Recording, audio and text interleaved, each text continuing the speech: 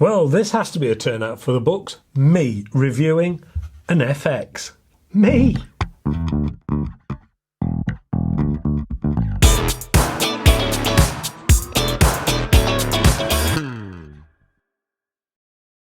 Hello and welcome to AAR on Air. No, don't adjust your sets. It really is me reviewing an FX. I can't remember the last time I reviewed one, but everyone seems to be going on and on about this particular rifle and suggesting I should review it. So here I am. And here it is. It does seem to be the standard practice by people reviewing this to say, I bought this with my own money. And this review starts out just the same, because I did actually buy this with my own money, really to see just what all the fuss is about. So what follows is a completely impartial review of this, dare I say, much hyped little lightweight carbine from FX. Walk around then first, shall we? This is 927mm or 36.4 inches long and tips the scales in this walnut finish at 2.2 kilograms or 4.9 pounds. This information is very relevant to this particular rifle, but not necessarily to the version that you may have or may be considering. Because there are more variations of this than has-beens somewhere in a jungle trying to get out. You can have a synthetic stocked version, which is the cheapest, or a walnut version. Well, actually there are two walnut versions just to keep you on your toes. A cheap one and one that should be more finished off, otherwise known as the Grade 2 version. Which probably means it should be, well, better, I suppose. Well, after all, you are paying a premium for it to be. Now, I've checked out the entry walnut stock at the side of the Grade 2 listed version, the Grade 2 version, and the £236 difference doesn't smack you in the face. Sure, you can see a little better staining to the finish and a rosewood type finish to the front end, but £236 worth? Well, you'll need to decide that one, but my guess is the lower price one will be the most popular. There is, of course, a tactical version, but I would suggest that you either see a financial advisor or a therapist if you're contemplating going down that particular route, because the DRS Pro MDT 600 is going to set you back the thick end of £3,000. Now, I don't mind paying good money for a purpose-built rifle, when it is obvious it has been engineered into its current design. But this has hints of just a change of stock. There is, quite likely, a little bit more to it than that. Maybe, but that does seem a little costly. Now, because I don't have one of those here to review, I'll let someone else complete that part of the DRS review, and please feel free to correct me if you think I'm wrong. But the AAR budget won't stretch to that amount. From the front then, well, the whole attraction of the DRS, as I've been informed, has to be that barrel, because there is no carbon air tank or alloy tube underneath it.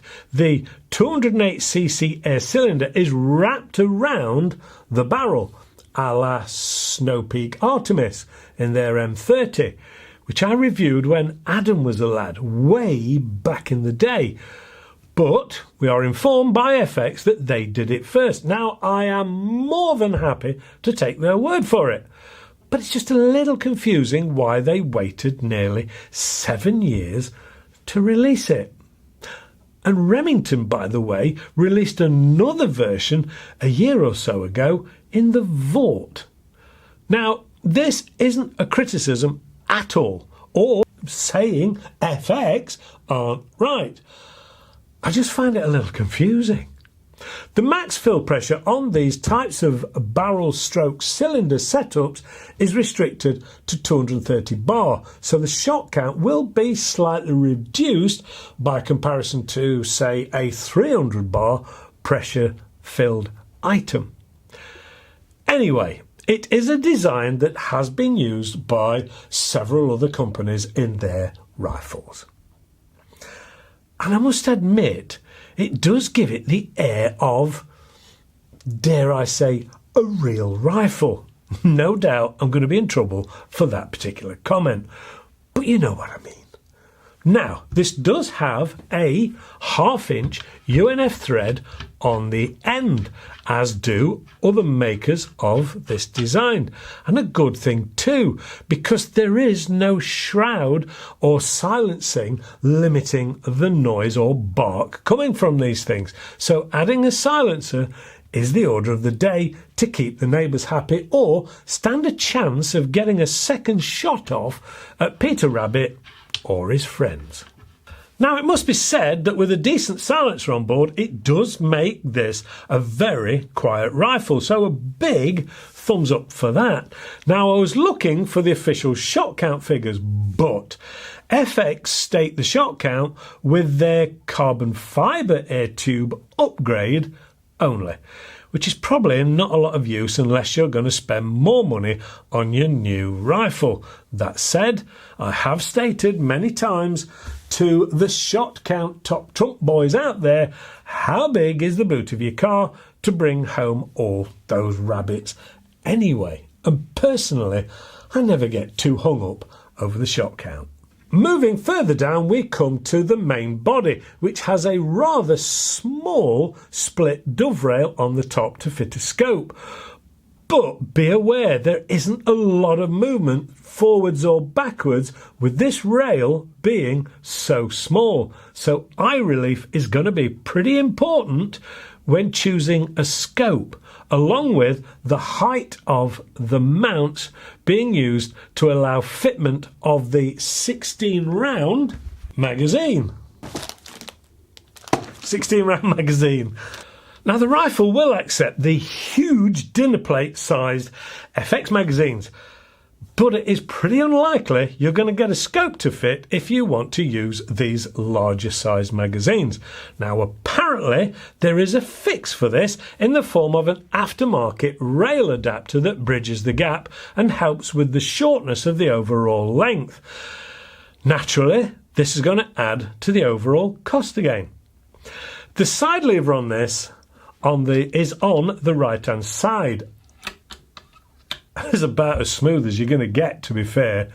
Indeed, it is so smooth it feels a little light, but there is nothing wrong with it. It is really nicely engineered. The safety is also on the right hand side and is a simple roll forwards and roll backwards action.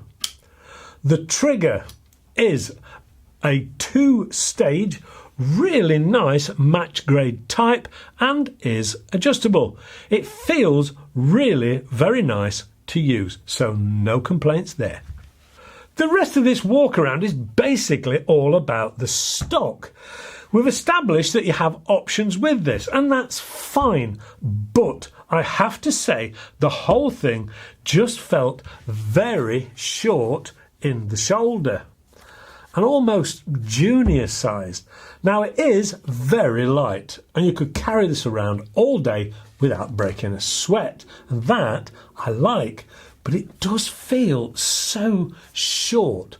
Then you need to sync it with a scope and live with the fact that it looks remarkably like an M1 carbine, a rifle that I do actually like, but the magazine protruding from the bottom of the stock isn't a magazine, that is. It's the plenum, I do believe. Now, did they purposely design it to look like an M1 carbine, or is it just a bit hanging out of the stock a little unceremoniously? Now, as I've said, I quite like the look of it, but maybe it's a Marmite thing. The stippling on the forestock and grip is very nice, and I particularly like the padded butt pad rather than a hard rubber or plastic. But sadly, there is no adjustment to compensate for the feeling of that short stock. I would say this rifle is ambidextrous, but they've shaped the left-hand side, hinting at it being just for right-handers. Yet the grooves for your thumb are on both sides. Again, I'll let you guys fight over that one. Me, I would say left or right-handed shooters can use this easily. Oh, and a thumbs up option too. Nice. The magazine included is a plastic 16 round magazine in this 177 caliber version, but seems a little fiddly. You need to rotate the center lock, then remove the front before turning the internals to be able to add. That's a bit fiddly. Add your pellets into the magazine. It also has, ouch, it also has a rubber O-ring on the outside, which is there to seal it, maybe? I don't know. It just, to me, that is going to wear and split pretty quickly. Now, for the life of me, I don't know why it's been fitted, because I have two aftermarket 3D printed ones. They don't have it or need it. And indeed, they're actually more simple to load. Time to get this over the chronograph to see what the power output is. As usual, I'll use two weights to see how it performs. Starting with pretty standard 8.44 grain pellets, it saw 762 feet per second, which is 10.88 foot-pounds or 14.75 joules. Then it was time to get this loaded up with some heavier 10.34 grain pellets. With these on board, it saw 717 feet per second, which is 11.71 foot-pounds or 15.88 joules. Quite a difference between the two, so you will need to choose your weight of your pellet carefully if you want to get the maximum power out of it for a spot of pest control, say. Maybe the lower power level in the lighter pellet would suit a more target-driven shooter, but you may well need to watch your zero changing if you go from one to the other pellets. Talking of which, let's get this loaded up, topped off with a scope, zeroed, and get out on the range to test the accuracy. 40 metres as usual then. Here goes. Oh, it's a cold one. And the irony of it is, 10 minutes ago, it was beautiful sunshine, so I thought I'll come out and I'll get some while the light is really, really good. And I'm afraid it's just gone in and it's looking so grey. Anyway, the ground is solid as well. Told you before, I'm solar powered. Right, let's give this a go. This is the FX DRS, much talked about, much hyped, I don't know. Let's see what it's all about, shall we? I fitted a 624 first focal plane Veyron. Why? Well, one, I think it looks really nice on it, but the other thing is it's about the right fitment and the right eye relief for that very small dovetail rail on the top, and to get the magazines and everything in. So it works. Fingers crossed. I've taken 3 shots to zero it, and here we are now out at 40 metres. Let's give it a go. And the thing is, with me, I do love a nice walnut or even wood finished traditional gun, so it's already got a plus from me just because of that. But it does feel so small, perfect if you've got a young teenager, and if he gets used to it, he'll grow up with it, rather than just purposely trying to find, say, a 6 foot-pound junior gun. Nice. So let's give it a go. Anyway, jabba jabba, I'll give it a shot. I am shivering now. Yeah, Formula One book of excuses coming out. Oh, that was the first attempt. It's so cold, I think the camera is playing up, so hopefully you got that one. If not, I do apologise, but that's not too bad. It was starting to group, but I just think it's capable of doing a little bit better than that. So we'll give it another go, but this time with the FX magazine rather than the 3D printed one. Let's go again, shall we? I'm out of breath because I've just run down there.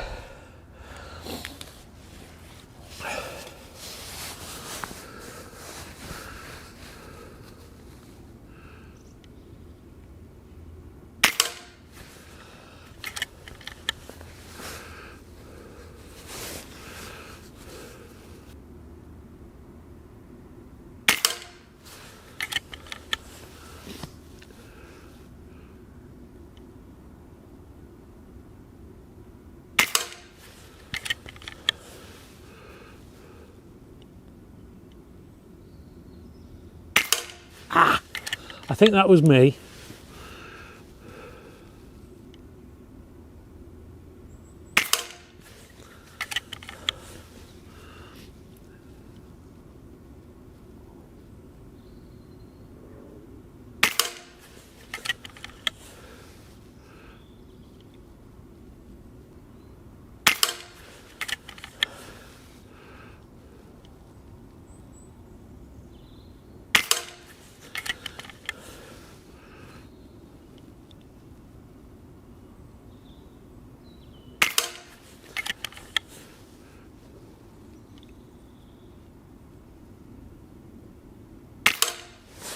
I think we can see that it is grouping again once I settle down with it a little bit. Let me just go and get it and we'll have a look. There we go. It's starting to group again just below the ball. There's one to the left, one to the right, but it is starting to come together. And I think it's starting to come together a little bit better than that. Do I think it's capable? Yeah, I do think it's capable, yeah. Yeah, I'm quite surprised. I perhaps shouldn't be because I don't normally shoot FXs, so I'm not totally familiar with them. But I don't think there is anything wrong with that. What would be better on a nice warm day? It's not breezy, so we've got that. But it is a nice gun to shoot. I'm shooting at bench rest, obviously. And I think it would be light enough to carry around all day long if you were doing any pest control or the like. And it's more than capable. It's got enough power if you're using the right sort of pellets. The ones that I've been shooting, because somebody's going to ask, are the Barracuda 8s from H&N. I've tried it in the 3D and I've tried it in the FX's own magazine. And to be honest, I get the feel that there isn't a great deal of difference. The only difference is, obviously, there's no O-rings on these, and they seem to work just as well. It's just practice with this one, and I'm not getting the time, and it's the wrong conditions for it. So anyway, there's my excuses. A whole book full of them, if you like. But that is the FX DRS Grade 1, as opposed to Grade 2 walnut stock. Yeah, nice enough little gun. Back to the studio. Not bad, and quite light to use. Not such an advantage when you're bench rest shooting, but certainly advantageous if you're shooting freehand or carrying it around all day, as I've already said. The next thing is the price then. They start at a little over £750 UK for the synthetic entry stock version. Then you get the two walnuts, which start at around £890 UK up to £1,125 for the grade 2. And don't even think about that Pro MDT unless you're a huge fan and must have it just because. That said, I think it's more focused on the FAC shooters, to be fair. In summary, it is light, easy to carry, feels a little junior in size. You will need to choose your optics, or at least your mounts, very carefully.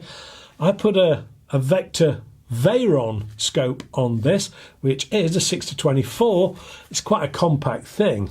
Unless, of course, you then want to part with more money to buy that other rail. You are restricted on the size of the magazine, but I personally found the aftermarket 3D printed ones easier. I personally like the idea of it looking like an M1 carbine, but I can't help feeling that that wasn't necessarily planned.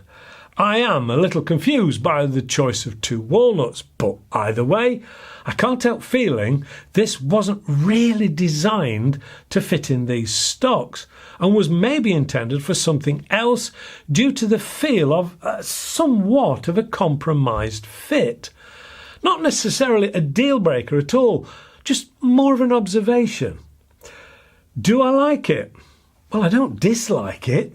This review was intended to give a completely balanced and unbiased view on a gun that seems to be on everyone's lips. It will have its die-hard fans, and I have no doubt, and I can see why. Will I be keeping this? Well, I think it would be a great lightweight pest control rifle, but I also think it will make a really good prize in one of the AAR Green Air competitions rather than just lying around under my bed. Let me know if you want to see it in one of the competitions in the comments section. That's it. Hopefully you've found this useful and enjoyed this week's look at the FX DRS. If you have, please give us the old thumbs up. Don't forget to subscribe whilst you're clicking. Oh, and click the alarm notification bell. You may want to get over to the AAR On Air website if you're looking for this in a competition, etc. A big thank you to Vector Air for their help as always, and of course a big thank you to you guys for watching. Please stay safe and shoot safe, and hopefully I'll see you all next time. Bye for now. It's really light.